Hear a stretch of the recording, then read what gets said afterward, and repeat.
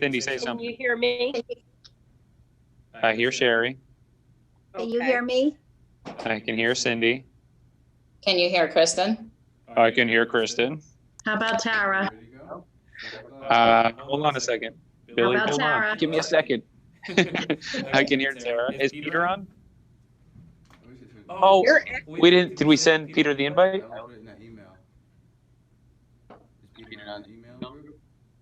No, I think I added. Peter off of it, yeah. Okay, hold on a second. Yeah, he is. So let's hold off. Shoot. Okay. What are the codes? 415. 415. Sorry, say it again. 915 416 652. And the passcode is 329180. 329180. I got 329180. Yep.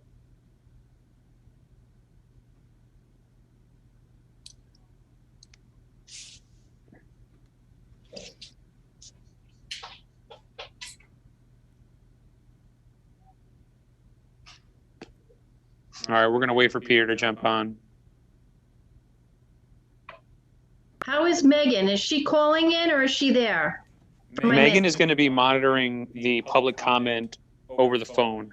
So she will be kind of not on this Zoom with us. She'll be managing that. So when I put this phone on speakerphone, you're all going to hear Megan. And I say, hey, Megan, who's first on our volunteer, or not volunteers, our public comment? And you'll hear her voice at that point. So I have her in a separate room, if you will, virtually and physically.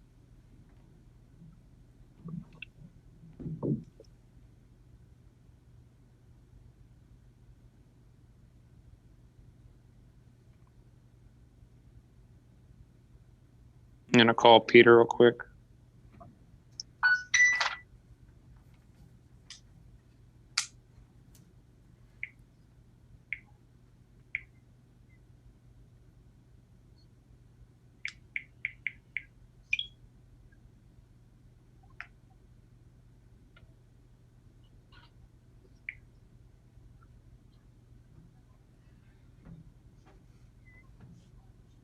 Peter is joined. Oh, yes.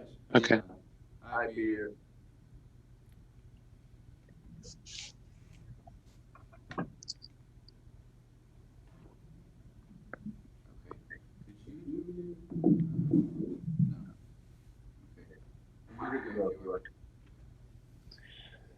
Yeah, I'm good to go. Hold on a second. Peter, can you hear me? Yes, sir. Okay. All right, we're gonna get this started. Give us 30 seconds, Billy, and then we'll go do it.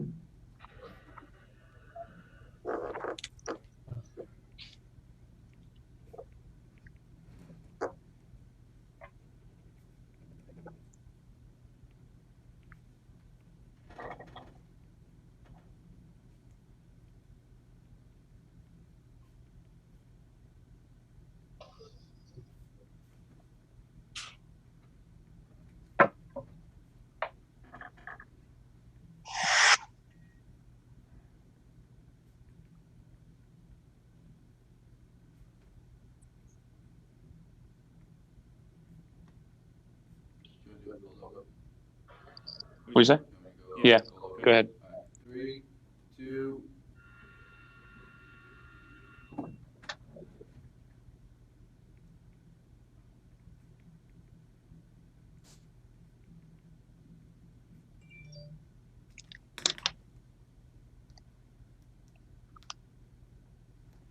Okay.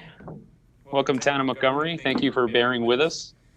We are having an interesting time getting everybody on board. Hopefully, when you start hearing the rest of the board members talk and participate in this meeting, you will see that we are all here and all accounted for. We are going to start with the Pledge of Allegiance. Please stand.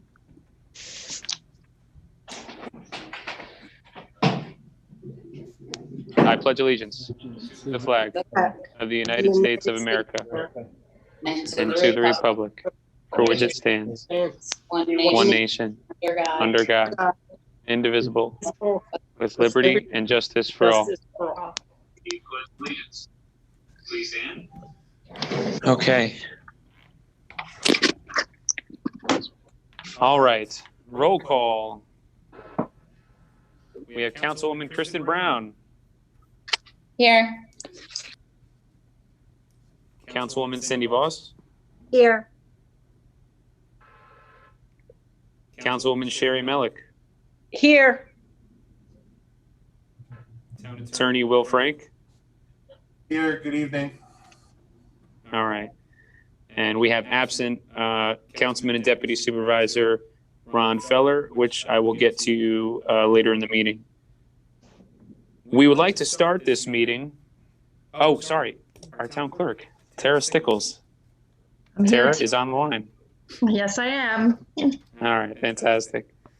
So we will start our meeting as we are accustomed to doing, recognizing our Citizen of the Month here in the town of Montgomery, Peter Sullivan.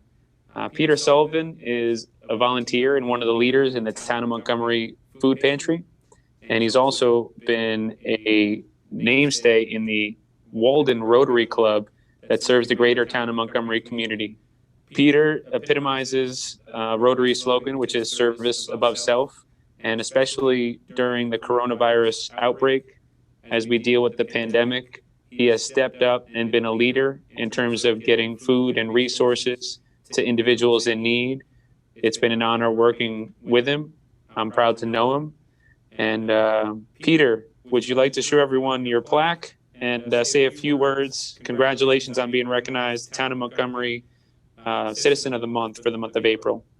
Well, thank you very much, Brian. I'm really honored to have received this award, and I'm doing so on behalf of the people you mentioned in the Walden Rotary Club and the Montgomery Food Pantry. A lot of tremendous volunteers in this town that we all work together for the good, and especially in this time now, we're trying to respond for people who need food during the COVID-19 virus crisis. So I appreciate it very much, and thank you. Thank you. Well, thank you, Peter. And I think I see a Rotary emblem in the back there. Was that done on purpose? The Walden Rotary flag, yes. Oh, right behind you. Very well set up, Peter. Right. Well, thank you, and thank you to the Town of Montgomery Food Pantry and for Walden Rotary. I know they made a large donation to the food pantry, and they're supporting a lot of organizations currently doing work in our community. So thank you for the work you're doing, and certainly on the entire team there at Walden Rotary and the Town Food Pantry. Thank you, Brian. Thank you, Town Board. It's our honor. Okay, now to the fun part of our meeting. We are going to try to adapt public comment with Megan Hurlbert, who's going to be managing all the individuals that are jumping on this conference line right now. Just bear with me 1 minute.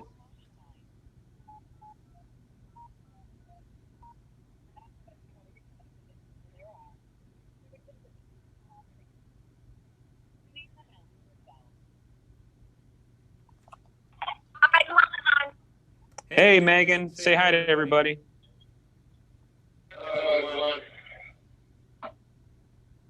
All right, Megan, so who is our first caller? Oh, Don Berger, and it looks like we have a bad connection. Go ahead, Don.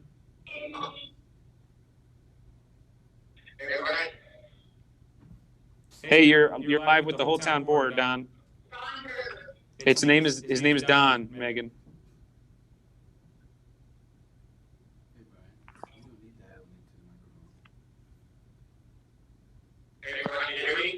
Yes.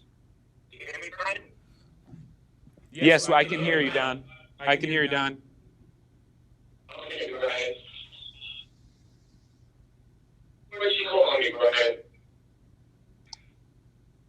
She called you Ron. Yeah.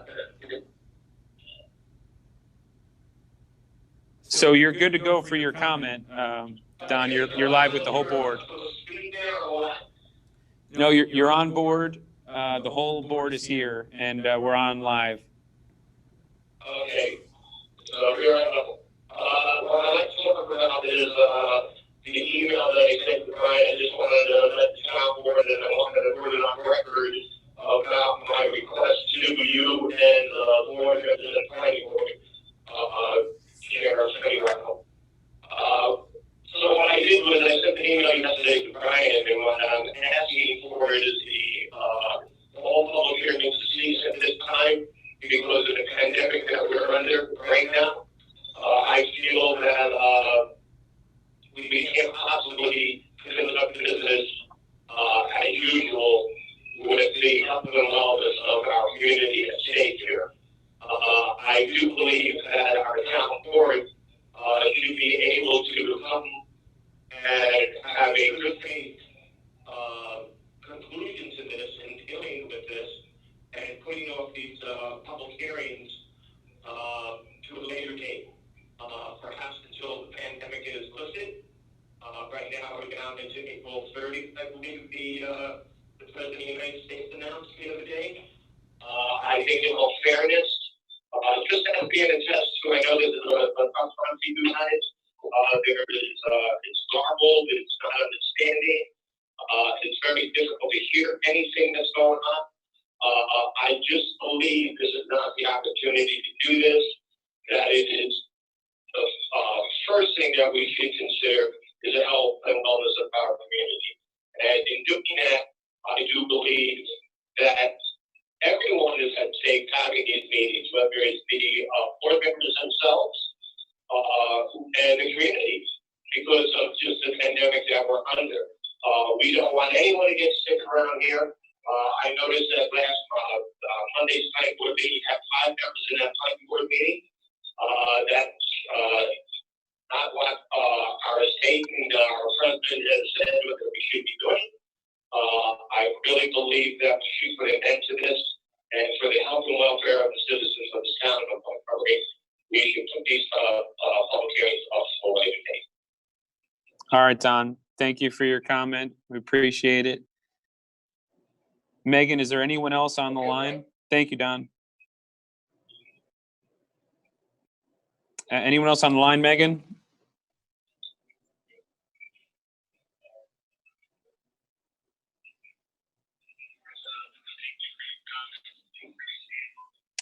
Megan, anyone else on the line? No. Okay. With no further public comment, we'll move on to our meeting. Megan, thank you for holding down the fort on the conference line. Thanks. Okay, that was not great. Let's be honest. That you couldn't really hear what Don was saying. We're definitely going to have to fix that for the planning board next week in order to have some meaningful public participation. So I'll definitely huddle up with Billy and we'll huddle up with Fred and we'll see what makes the most sense, because that was not, I think, ideal, especially when you talk about public hearings and providing input. How did you guys feel about that, board? It was really hard to understand what he was saying. Yeah. Yeah, it was. For the most part, I couldn't barely hear Megan. She was pretty muffled, but then when she finally did come through, it was hard to hear Don. Yeah, the tough part is with these conference lines as well. Sometimes you can hear and sometimes you can't. And I believe that's the network when it's busy at times, but still that's not very good. Got a couple comments here in the spirit of public comment. No other questions that I see. All right. Okay, let's move on. We are definitely gonna have to huddle on that, Billy, with the public comment portion. We'll figure out how to make that work next week for the planning board. All right. Our coronavirus update. As of today, according to the Orange County Executive, we have 2,084 confirmed COVID-19 cases. We have 30 deaths. And as of now, the number of ICU beds available countywide is at 37% available. We have 274 positive COVID-19 and hospitalized. And we also have of that 150 are presumed positive. So we have a decent number of individuals that are also in the hospital that are presumed positive. Supermarkets are still 48 hours behind and getting worse due to the staffing and supply chain. So please be patient in terms of getting all of the items that you need. The county has shown an update on the map. It should be updated today. The first time it was put out, there were 41 confirmed cases in the town of Montgomery. So we are hearing a new map will be available. When we have that, we will post it to our Facebook page. We have heard that the Orange County IDA may make available through the county IDA grants for local businesses. And we are certainly working with our town of Montgomery IDA leadership to see if those are some services that will be available for the town IDA so that we can also help in the near term and long term our local town of Montgomery businesses. And I will continue to keep you updated moving forward. I know that we've had some success getting information out there, and establishing the town of Montgomery community response team, I think, has gone a really long way. We've been able to really support some programs helping individuals and businesses here in the town of Montgomery. We've been able to support our local restaurants by creating a fund through the Community Foundation of Origin Sullivan. And we're pretty much on a case-by-case basis, if seniors or families are in need or calling in and they need a hot meal, we're able to actually utilize this fund, the community response team, to pay local restaurants and support them to provide meals for our seniors. And we have over 70 volunteers that have donated their time and really done some amazing work, making check-in phone calls to their neighbors, driving groceries to seniors, delivering hot meals themselves, and I think even doing some laundry. I think Megan said there was a senior who just was in a bad place and needed to have bags put out to get laundry done. And really, our community has done a tremendous job just stepping up. We're also working with our Valley Central School District and other local stakeholders to engage our students at this time. We're going to be announcing some pretty amazing programs moving forward. COVID-19 response has been a team effort, and I would love to get any comments from the board, things that we could be doing better, and what you think we're doing right now. Brian, I think you're doing a great job. I've been watching your weekly video conference. I think you're getting everything out to the community. The help you provided to the nursing home, I think, was absolutely awesome. Thanks, Cindy. And if you haven't been watching the live streams, the Montgomery Nursing and Rehabilitation Center announced that they had 19 confirmed positive COVID-19 tests and 3 deaths. And that really struck us here at home in the town of Montgomery. So what we did is we partnered with them immediately through the community response team, and we offered as much support as possible to their staff, the healthcare providers that are on the front lines. And that's something that really meant a lot to them. And our idea was to limit their footprint throughout the community so that they knew that they had the support to get groceries if they needed to go to the grocery store. So instead of just going to Hannaford or ShopRite, we would have volunteers get them the groceries they need. And we've been running that program thanks to Megan and our team of volunteers. So we definitely were able to support them. And another thing that came up, we had a conference call with our emergency responders here in the town of Montgomery, our local fire departments, our local EMS support, and put protocol in place if they have a call to service at the nursing home. So it protects both those in the nursing home and those first responders as well. We're in uncharted territories, so we just wanted to make sure that we supported them as much as we can. Thanks, Cindy. Brian, I think you're doing a great job with the community response team. I actually was doing phone calls for a half hour a couple of times today, and the people just think that it's amazing that we are calling them and reaching out to them and checking on them. I haven't had anybody that is in need of anything, but they just think that it's just truly amazing. Thanks, Sherry, and thanks for making those phone calls. We've made just about 1,000 phone calls to our neighbors and those in our community to check on them. So thanks for being a part of that. So I've been working with the school district and giving out the grab and go meal program. I've helped out a couple of times now. It's really a great program because what's good is that the table that we get the meals from are in the back of the tent, And then we actually bring the meals up to the table in the front and drop them down on the table, and then people come out of their cars and get the meals. So it's good that we're able to show that social distancing of the 6 or more feet apart, and at no time are we actually, very, very close together. It's really great to see the community come out. I know on Tuesday when I helped out, there was 112 breakfasts, 112 lunches that were given out. And then on Wednesday was 118 breakfasts, 118 lunches. I'm going to try to continue that as much as I can moving forward. And the last few days have really been hitting hard on farm issues. I know in the paper it was shown with the local dairy farms and the issues that they're facing. And we do have, I believe we have 3 dairy farms left in our town. And they did lose their milk market. They were told with 24 hours notice that they would not be picked up anymore. So I know Brian and I have been in contact, and I did talk to Senator Skoufis today, did say that he was actually on his way home from the state budget.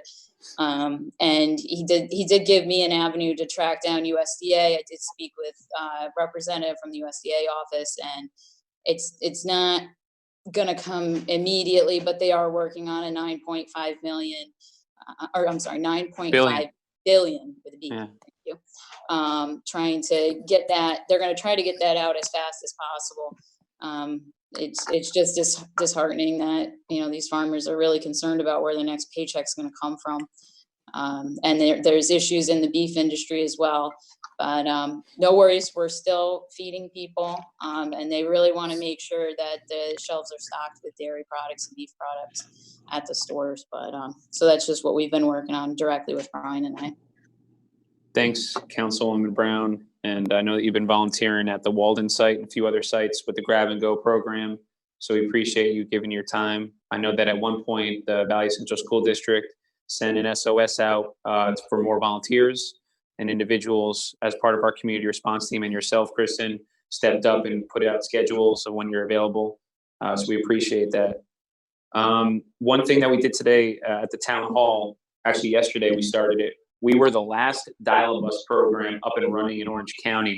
We were the last one standing. Our drivers really kept going. There's always been a need for residents to either get to work, get to the grocery store, go shopping, those that don't have vehicles. So today was the first day of transferring all dial-a-bus services to our Town of Montgomery community response team. And it's been successful. Individuals who kind of call the dial-a-bus, now they're getting a voicemail and it says, dial-a-bus is temporarily not in service. We hope to serve you soon. However, the Town of Montgomery community response team has put themselves forward to volunteer to provide services. And so far we have. We had some calls come in. I know that there are about 6 to 12 rides that were going a day over the last week or so. So we're filling that need now with volunteers. And that's just a testament to our community. But the dial-a-bus is shut down, and I did let Supervisor Charlie Carnes know as well. So any Crawford residents, they have their own system of volunteers set up, and it's working out quite well. Mr. Supervisor, perhaps you'd just like to remind everyone listening that the town is still under your emergency declaration and order, which gets renewed every 5 days. The current order is good until Saturday, and I assume that unless I hear differently, I'll be preparing an extension for your signature. Yeah, absolutely. Okay, thank you. Thank you, sir. Just checking on a phone number. So one new program we're starting now with the Town of Montgomery Community Response Team is a Letters to Our Heroes. And that is an ask for our students who are at home or anyone in our community to write a letter saying thank you to our first responders and our healthcare providers. We're so used to having our first responders, and they deserve it when a crisis occurs, to be those that we thank, our military. But we're really getting a first look at what our nurses, our doctors, all of our aides at these hospitals, the nursing homes do to help protect us when we need their help. So we are having a Letters to Our Heroes campaign. Anyone in the town of Montgomery area, if you'd like to write a letter, you can address it to 110 Bracken Road, Montgomery, New York, 12549. And we will make sure to get these thank you letters out to the healthcare providers and first responders within our community. That's a nice program. Also, another program we're doing, we're getting stories about, younger people who are experiencing birthdays while this is going on, being away from some of their family and their classmates, their friends. And it's very tough to hear. So what some communities have done, and now the town of Montgomery community is following suit, led by the village of Maybrook and the Maybrook Fire Department. We're doing a townwide program with our police department, our EMS, our fire districts, and we are actually going to have birthday calls. So we're going to be having, as much as we can, a sign-up sheet where individuals and families, if your child's birthday coming up, no adults, okay? If your child's birthday is coming up, you can call our Town of Montgomery crisis hotline at 845-742-2835. And although this is not a crisis, we're going to use the same number. Again, that's 845-742-2835. You can call that number and say it's your child's birthday. We'll probably verify that on our end, but we're going to be able to have a nice, to do in terms of our police and some sirens, and give you a nice drive-by happy birthday and have them look out the window, and we'll time it and schedule it with you. So if you're a parent watching and you have a child or a grandkid or a niece or nephew whose birthday is coming up, that's a new program we're going to roll out to help increase and keep morale up here in the town of Montgomery. The last thing I'll get to before we move on to our meeting as part of our coronavirus update is the absence of our deputy supervisor, Ron Feller. Ron Feller did test positive for COVID-19. It's something that really, I think, hit us all a little bit at home. And I spoke with Ron today. He had to be hospitalized for a period of days. He was on oxygen. He was very sick. But I'm very, very happy to announce that he is home. He is resting and isolated for the next couple of weeks. We asked him not to participate in this meeting, although I think he was up for it. But for us, it really hit home what the coronavirus outbreak is doing.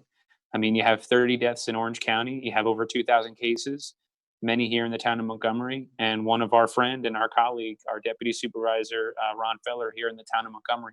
So we're very pleased and we're very happy he's doing better. And he's at home with his wife, Anita. He's been getting support. His grandkids have been dropping up stuff at his porch, but that isolation is never great. And we're sorry that he had to experience that, but we are so happy that he's feeling better and now resting at home. And I just wanted to give him a shout out, say we love you, Ron, and focus on your health, focus on getting better, and we'll see you soon. Any other comments or feedback from the board in terms of the coronavirus outbreak and other things we might want to think about? Obviously, we're taking care of and tracking all of our finances, all of our purchases for potential reimbursement. And we are doing everything we can to just try to help as many people as possible creatively. From a town services standpoint, I'm in constant contact with our department heads. We're having regular department head meetings as much as we can. And we have the least amount of employees as humanly possible in town hall. Those that can work from home are working from home. We've ordered some laptops to ensure that some of our key employees can and have the resources to work from home on government laptops as opposed to their own private stuff. And as individuals come in to meet deadlines and do work that actually still has to be done, we have them come in here. So they've been taking care of themselves. They've been very careful, practicing good hygiene, washing our hands, wearing gloves and masks when we can, and disinfecting anything we touch. After this meeting, we're going to disinfect this table, and we're going to keep doing it as much as we need to over the next several weeks. Do you guys have any other questions or feedback or comments, suggestions for me?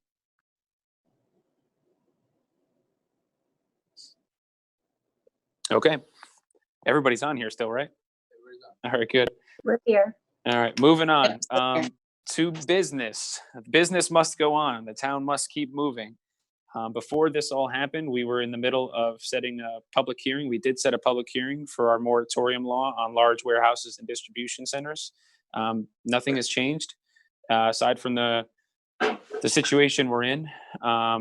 Obviously, our economy is at a stop to a degree. At some point, it's going to be up to us to do our part to keep that economy going. But while we keep our economy going and while we bring in business and go through our planning process, we still want to make sure that it's on our radar to still have the right type of development long term for our community. So with that being said, I would support us setting a new date for our public hearing on our moratorium law.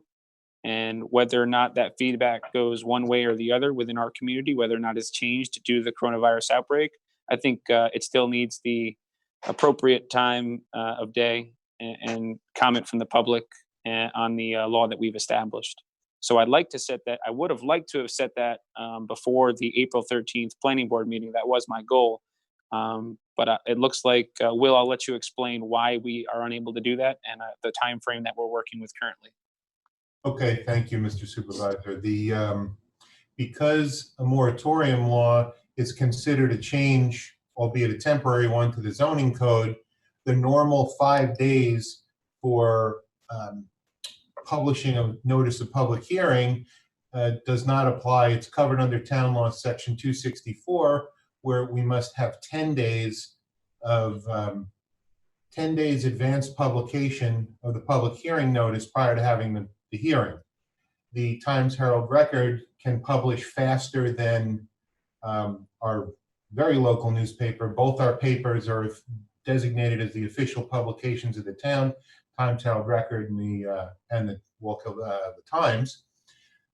So the earliest the Times Herald Record can publish is this Monday, the 6th, which means we can have the public hearing on April 15th. So that's what we're recommending to just get the thing moving in terms of the moratorium and moving the process forward. And that would, I believe the supervisor was looking to have that meeting at 6 o'clock, to start the meeting at 6, so then can, carry that forward into the regular meeting that evening. Yeah, Also, and the more also, that I, I'm yeah, sorry, go ahead, Will. just No, one go ahead, more Will. thing. Along those lines, the latest version of the moratorium law, I wasn't sure if it was sent out to you. I emailed that and used Carla at everyone a short time ago. We did incorporate the change recommended by the planning board with respect to the cumulative gross area of 40,000 square feet per parent parcel. You'll see that in red in the version that I sent to everybody. That's all I have for now. Thank you. All right, thanks, Will. And it was really important for me to have that public hearing prior to our first planning board public hearing. But unfortunately, I did not have the information at the time, and I really would have liked to have done it sooner, but this looks like the soonest we'll be able to do it. And from what I'm seeing on the planning board agenda, I don't think anything will get ahead of the process to the point where it would affect the 8-day difference of us having the meeting on April 8th or 9th or the 16th. So in the spirit of what we're doing, I think it'll be moving along consistently in parallel to our current planning process. And I don't think there was an advantage given either way. But I'd like to give you guys feedback on whether or not we would like to schedule this public hearing for April 16th, 6 p.m. on our moratorium local law. So I have a procedural question. This is Kristen. Sure. What is the process of how we're going to do this public hearing? Like, I think we just saw that the phone isn't a good idea. So I think what we'll have to do is a Zoom platform. We'll have to invite the public to Zoom, and then we'll have to, in some way, just maintain the control of who's talking first. And I think that makes the most sense, because there was an issue with us kind of whether or not we decided we want to do that or we wanted to try the phone. So this meeting was kind of the guinea pig meeting where we wanted to see if the phone would work. It did not. That was not a good idea. So what I would say is, if we have a public hearing, we're going to invite the public to join us via Zoom, and we'll just have to control it. As chair, I'll control it as best I can in terms of allowing the public access during the public comment. And then when it's time for us to conduct our meeting, to have it just be us. So how is that going to work with the older generation? Because I mean, I say that it's the average, what the governor is saying, the 70 years old plus, but really it could be anybody that's older with a pre-existing condition. They're advising them to stay home. Now, I don't mean to sound in a bad way, but the older generation isn't quite as tech savvy as as some of the younger generation. So we're going to say that the older generation that has to stay home is only going to be able to access this public hearing via Zoom. I'd like to hear how are we going to listen to their comments? I think you asked them to write in their comments previously. It'll be a combination thing. So there'll be an email. So if somebody wanted to write in a comment for the record for a public hearing, they would have that opportunity. It's just there are some individuals who will be able to navigate through Zoom, who will be able to utilize it. And those that can't, they will still have another avenue in terms of putting something in writing. And their voices will be heard via that channel, is what I would say. And that's not the same as coming to a meeting and seeing everyone and being heard that way. But it's what I believe there is to offer, unless anyone has any other ideas, and I'm certainly open to them. Well, we also would leave public comment open for a certain amount of time after the meeting, correct? Sorry, there's some background noise going on. I'm not sure what that was. I said that we would still be able to accept public comment, afterwards. So if we decided to have our public hearing and we closed the public hearing, we would see what was submitted, and we would have the ability that evening to act and to close the public hearing and move the law forward. So there is a scenario that exists where we close that public hearing and move the moratorium law forward. So usually during public hearings, a lot of information will come up during the public hearing that people often will feed off of or be able to react to. How will the older generation be able to submit comments based off of new information that's given that night? In short answer, I'm not sure that they will have every opportunity that they would have, not in the middle of a pandemic. It's just our new reality. And I think we're charged with doing the best job we can to allow for public participation and feedback and comments. And I just think it's not going to be perfect. So you just said, Brian, in the middle of the pandemic, most people, I had said this to you earlier today, trying to order groceries on Walmart.com, you're 2 days out if you can get a time slot. Most people are worried about how they're going to order groceries and where they're going to work and food, fiber, and continuing health. I mean, health and safety is obviously our number one, as you've said before. Sure. I feel like as much as I'm a proponent of moving the town forward, because I feel like at one point we're going to need to, especially with the economic viability and such. I just have a really tough time asking people to prepare written comments with the pandemic that's going on outside in the community, while they're also trying to buy groceries and deal with social distancing and work from home and do homeschooling. People just don't have the ability to prepare and be prepared for comments in this. We're going to limit in what they can actually say. I would say this, Kristen, I think this was already scheduled. People already had a good idea and we're preparing for this hearing before it was rescheduled. And we've been talking about this for several months, as many members of the public have suggested. We've heard a lot of feedback. So I think in the spirit of what the law is about, which is providing opportunities for the public to make comments, I think they'll have that opportunity, and they have had that opportunity.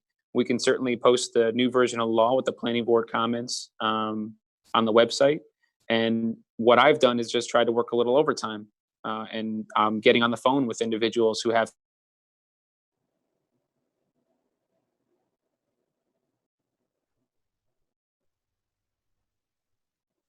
Brian, we just lost you. Show of public applying those comments to making it better. They just lost me? I think we just got you back. Yeah. You got me? Okay. Can't you do Zoom on a regular conventional phone? Yeah. So what we're going to do likely for you can call into a Zoom. Good point, Billy. So as a senior, you can actually call into the Zoom and you won't need the video. You just need a phone number. That's a good point. I don't know how I forgot about that one. So again, I think what we're trying to do is get public input, and we'll have the ability to do that in a variety of ways. That one that we just tried will not be one of them, but we will have an ability to do it better. And next week, when the planning board has their public hearings scheduled, we'll try it in a different way, using Zoom and using a call-in line. And each time we do this, Kristen, we'll just get better at it. Hopefully, I think we will.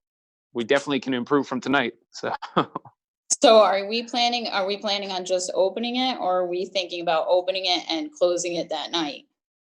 I have no idea. That'll be up to the board. So depending on the comments we hear, if we see something from a comment that's made and it's substantial enough, it might trigger another public hearing if we make the. Brian, we lost you again. Yep. No. We can close it over. Brian, we do not have you, Brian. They lost me again. Nope, Now we we just have you. got you.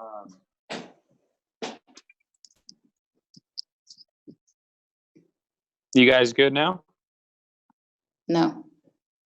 I can hear you. Now I hear you. Oh. All right, you guys can hear me? Yes. Okay.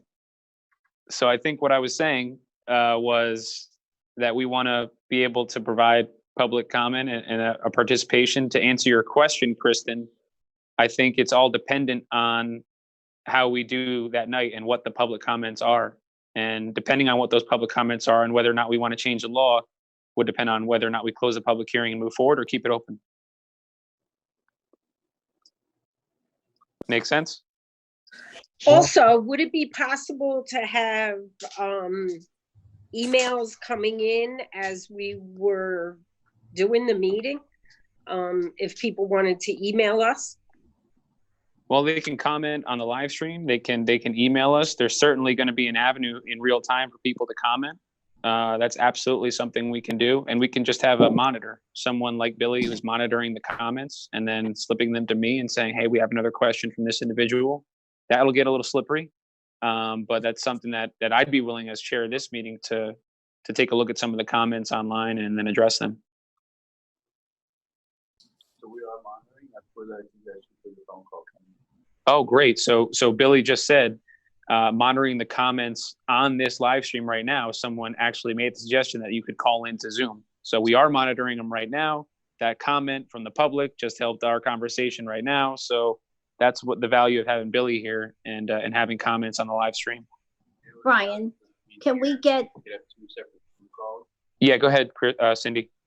can we get all of this information on the website, giving them all of their options on how to Yes. reach us? I know you guys keep talking about the senior citizen. I happen to be one, thank you. But I don't want to target just seniors can't do this. We need to make this so any resident has many options to be able to get to us. Like, I can Correct. tell- Yeah, go ahead, Kristen. I was gonna say, like, I could tell you tonight, I'm actually sitting in my in-laws because I do not have cell phone service, very good cell phone service in my house. And if, in order to have any kind of attention span without my kids crawling all over me, you know, it really needs to be, sometimes you have to move around different places. Yeah, no, I agree.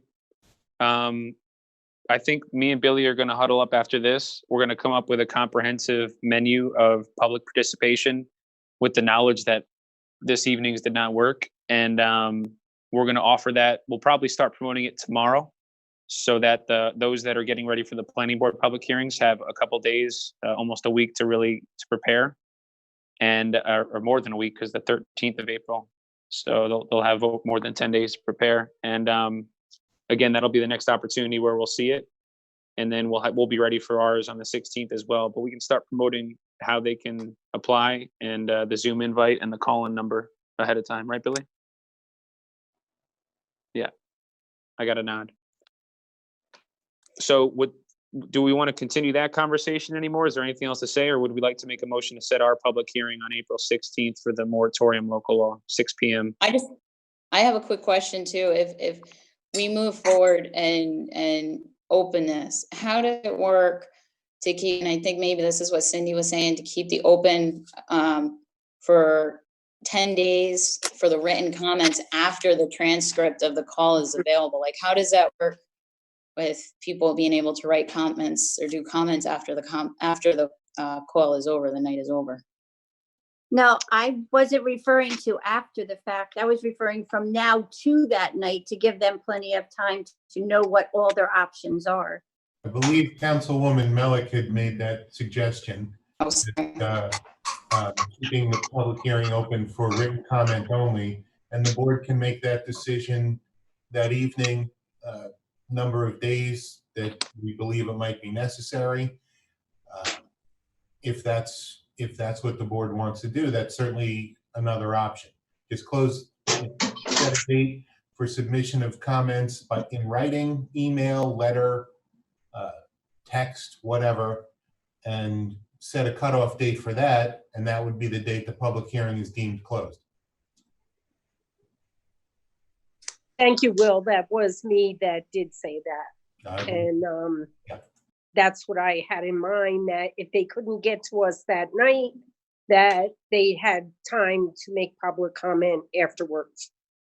So, and with that said, I'll make a motion that we open the public hearing again on April 16th At 6 p.m.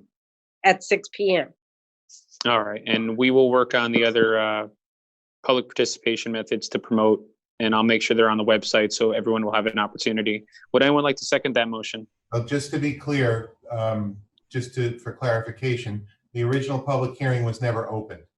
Okay, so Right. So this will be a motion by Councilwoman Melick to schedule the public hearing on the local law establishing a moratorium for warehouses and distribution centers at 6 p.m. on April 16th via remote participation through the web and through additional information to be provided by the town to foster the maximum amount of participation by the public.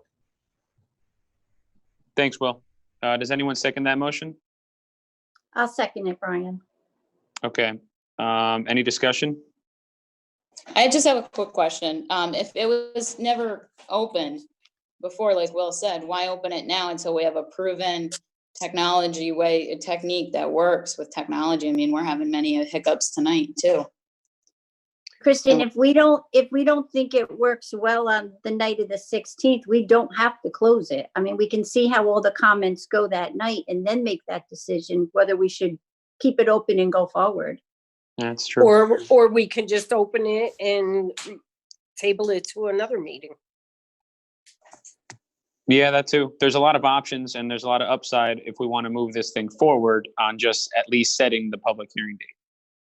So I will still keep my motion on the table to start the meeting on April 16th at 6 p.m. Yes. 6 p.m. And it was seconded by Cindy. All in favor? Aye. Any opposed? Aye. Sorry, guys, I just can't. I can't feel like I'm restricting anybody's way to communicate their issues to us. I can't do it until after this is at least over the apex and we're on the upward swing of this virus. Okay, just for clarity, you meant nay though, right? Correct. I vote against it, against opening. All right, motion passes. And moving on to C, our local law used car sales definition, amending definition of motor vehicle sales. Our plan is to set the date for this continuation of the public hearing. This is a continuation for May 7th, 2020 at 7 p.m. or sometime thereafter. This is the same scenario. We're just going to be continuing this public hearing. Would anyone like to make that motion? I'll make that motion. Would anyone like to second? I'll second it. All in favor? Aye. Aye. Aye. Any opposed? I'll vote oppose it. I just wish that we could push it out a little bit farther and just. Understood. Noted. Motion passed. So we have then now reset those public hearings. One is a continuation, one is the initial setting. Moving on to new business. Can we I have just ask, Kristen is voting against it though, right? She was a nay? Yes, correct. Okay. Moving on to resolution to set surety amount, form, and monitoring fee for ASAP Scrap Recycling LLC. And I have the motion right here, the resolution right here. Resolution of the Town Board of the Town of Montgomery setting monitoring fees for ASAP Scrap Recycling LLC and accepting the form and amount of financial surety for operations. Before we make a motion to adopt this resolution, Will, do you have any comments? I know the last thing that we worked on were our consultants getting together to put together a protection for the town in the form of an escrow account to ensure that if there were any issues, that there was money put aside so the town was not liable and did not have the resources to take care of whatever was on the property. Do you want to speak to that anymore, Will, or did I get the majority of it? Well, I think the board has been provided with the correspondence. We've been going back and forth between the town's consultants and ASAP's attorneys and their people. And we've come up with the amounts that are set forward. There's been a consensus with the town professionals, the engineers, and our office for an annual posting of $1,400 for inspections and administrative work and other fees, and a letter of credit to be posted in the amount of $50,000 for the purpose of covering anticipated costs with site closure. That $50,000 amount has been deemed sufficient. The letter of credit, once it's posted, will be reviewed by my office and also the engineers. I don't know if we've given it to them yet, but there's a form letter of credit that I normally use for municipalities, and that either has been or will be provided to the applicant, and nothing's going to happen until we approve the form and content of it. So based on everything that's gone on, I believe my office and our engineers are comfortable with the contents of this resolution. Any other comments from the board? Would anyone like to make a motion to adopt said resolution? A resolution of the Town Board of the Town of Montgomery setting monitoring fees for ASAP Scrap Recycling LLC and accepting the form and amount of financial surety for operations. So moved. I'll second it. All in favor? Aye. Aye. Any opposed? Any abstentions? All right, motion carried.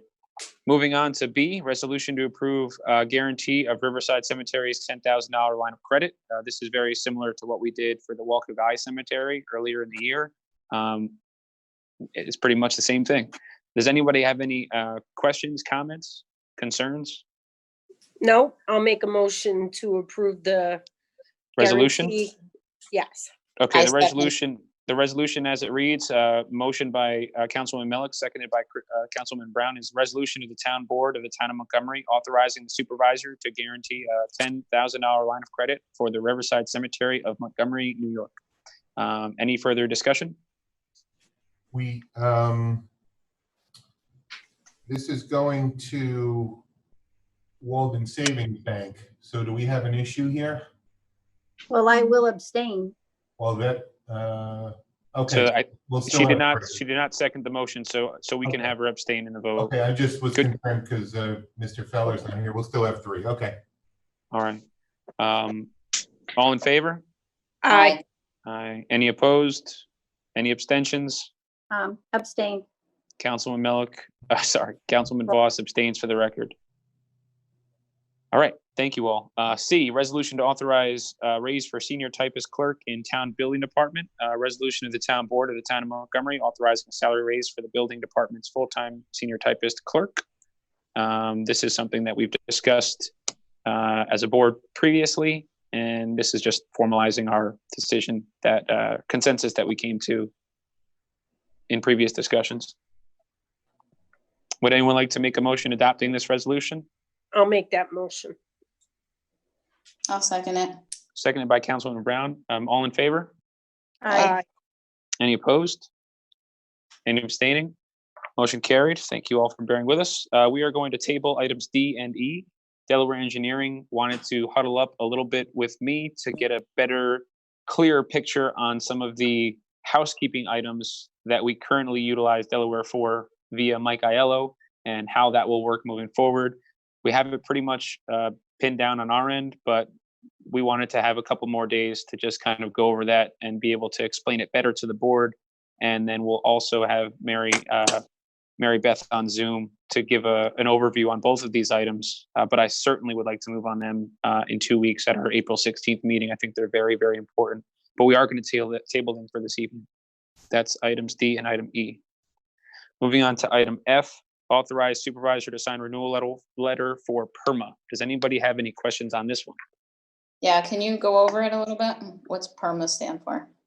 Okay, that's PERMA is the Public Employer Risk Management Association, and they are who we work with in terms of our underwriting. And specific to, actually, look at that. Never mind, that's minor. Will, can you speak to the just the authorization portion of this and the time-sensitive nature of it? I believe that there is a date of April 3rd that they wanted to get this in by. I'm muted right now. You're muted? No, can you hear me? Yes. Okay, my computer is, my That's good. apologies. This is from our workers' comp carrier. They Oh. are recommending that, and they're giving the option based on the current environment of taking our renewal option without increase and without doing an employee review and assessment at this time. Normally when they do that, there's a risk if there's been any claims of the rates going up. So what they're offering is to go ahead and authorize the renewal now and move forward and keep the rate, hold the line on the rate, which I think would be very beneficial to the town. So yes, we agreed. We spoke with Pete a little bit about this, and because the acceptance of renewal option must be determined by April 3rd, that's why I wanted to bring it to your attention now at this meeting for you to authorize me to sign. But we do believe in other neighboring municipalities are in a similar situation that this is a good move for the town. Brian, I'll make that motion. I'll second it. Will, do you have anything else? no, if everybody is clear on the understanding of what we're doing here, I think this would be, especially when we're going to be going into a situation where we're going to be looking for money under every rock. If we can hold the line on this rate as long as we can, I think it would be quite beneficial to the town. Agreed. Who made the motion? Councilwoman Voss made the motion. It was seconded by Councilwoman Malik. Great. All No, in favor? Councilwoman I'm sorry. Did Councilwoman Brown second? made the Yeah. second. Okay. Thank you, Barry. All right. All right. All in favor? Aye. Any opposed? Any abstaining? All right. Motion carried. Thank you all very much for that. Next up is audit number 4 of 2020. I know that some of you came in to actually view the bills. Some of you have done it electronically. So I'm looking for a motion to approve audit number 4 of 2020 in the amount of $538,454.26. I'll make that motion. I'll second it. All in favor? Aye. Any opposed? Any abstaining? Motion carried. Good of the order. Does anybody have anything to say before we get into our adjournment? Yep. It's Kristen. Do we have to work on the MDT upgrades from the police department that Steve Ragney sent an email on? I'm sorry, Kristen. I didn't hear a word you just said. Can you repeat that? Yeah.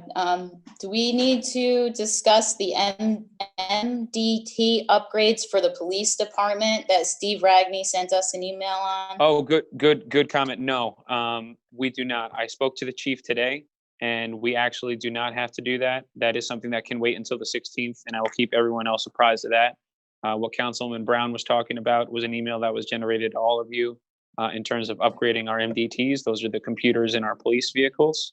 And they will survive the next few weeks, and we can hold off on making that motion, and I'll get a better idea of exactly where in the police budget that line will come out of, but it can wait 2 more weeks. So thank you for mentioning that. Absolutely. One more, the 260 quote, is that in the same line? Or is that the same way we're going to work on that next meeting? The 260 quote? What do you mean? This was another email from Steve. Oh, the Gregg. vehicle. Yes. So the vehicle is also gonna wait. And Okay. that one is basically we had an officer get into an accident, and he was broadsided by another vehicle in oncoming traffic. The officer's okay, just suffered minor injuries, but the car was totaled. Insurance is going to cover it. Okay, thank you. And just so everybody knows, that email did come in It's going at to 3 be, I think, o'clock this afternoon. $9,000 and change or something like that. Yeah, there was I think there was a rush on getting it done because of the potential that vehicles won't be able to get ordered at some point over the next 3 weeks. There might be a stop. So that's why there was a push to get it done tonight. But after speaking to the chief, it looks like we'll be able to hold off for 2 more weeks.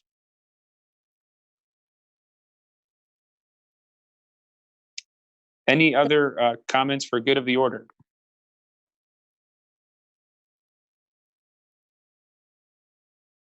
Anything else? Going once, going twice?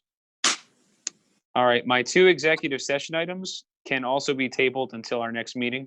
So I'm not worried about the logistical issue that would arise in terms of going into exec and then coming out and still being available to the public to adjourn. So we're just going to skip those 2 items. They're not of vital importance this evening.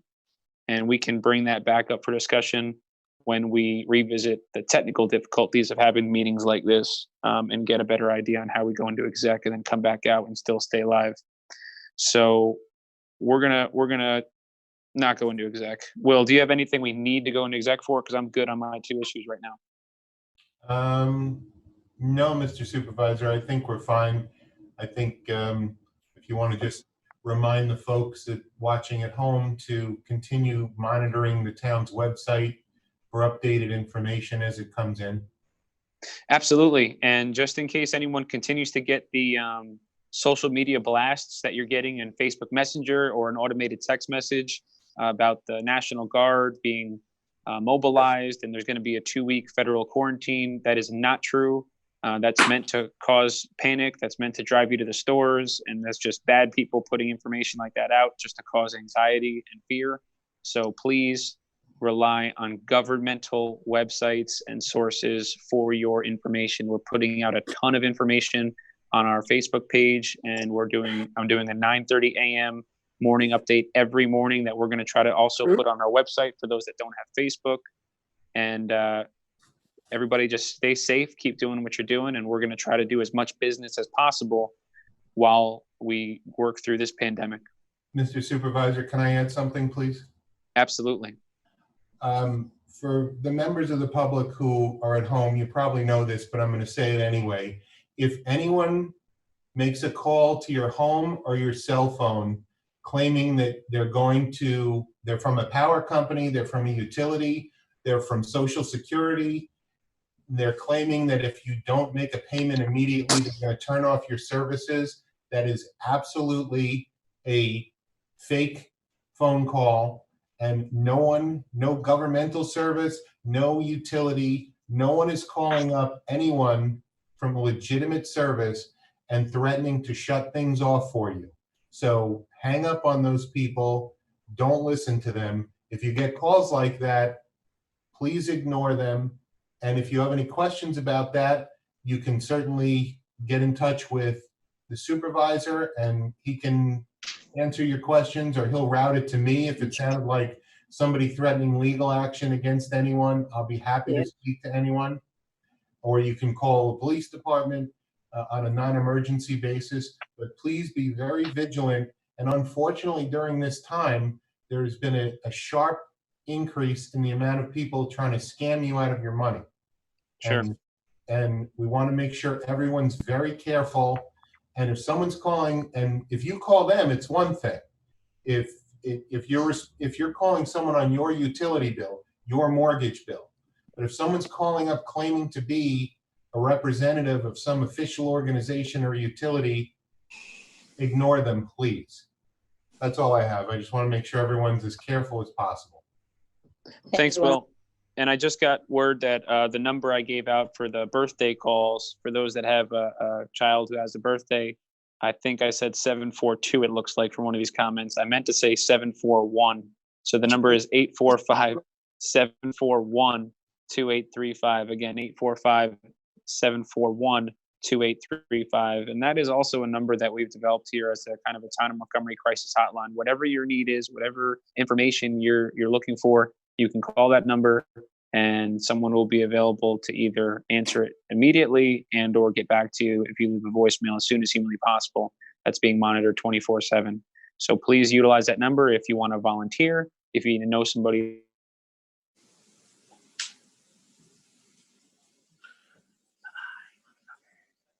Any other comments from the board? All right, would anyone No. like to make a motion to adjourn? I'll Motion. make that motion.